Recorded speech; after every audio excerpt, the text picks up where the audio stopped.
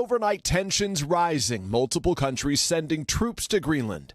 Sweden and France joining military exercises there as Denmark, that controls the territory, announces it's stepping up its military presence. All seemingly a response to President Trump, who's not backing down from his repeated threats to take control of Greenland. Greenland is very important for the national security. The president's latest remarks follow a months-long pressure campaign, finally punctuated by a closed-door sit-down between Vice President J.D. Vance, Secretary of State Marco Rubio, and the foreign ministers of Denmark and its territory, Greenland. The guests describing the meeting as frank and constructive, but no resolution. We therefore still have a fundamental disagreement, but we also agree to disagree.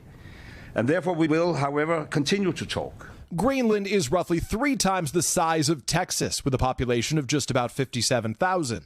The U.S. already has a base there that the vice president visited last year, with radar systems to serve as an early warning for potential attacks from Russia.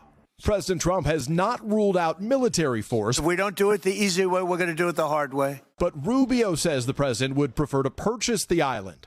3 people familiar with the estimate tell NBC News the price tag to buy Greenland could be as much as $700 billion.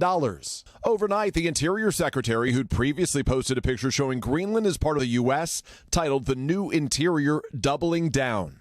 Think about Alaska, which we also purchased. These are like 2 bookends that protect North America. Så vil jeg gerne gentage. Greenland's prime minister offering his clearest statement yet this week, saying if we have to choose between the USA and Denmark, we choose Denmark.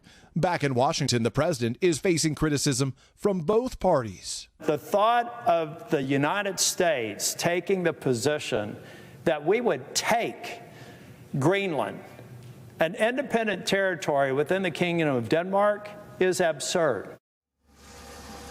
And just this morning, a new national poll shows 3/4 of Americans say they oppose the U.S. attempting to take control of Greenland. Just 25% support that idea.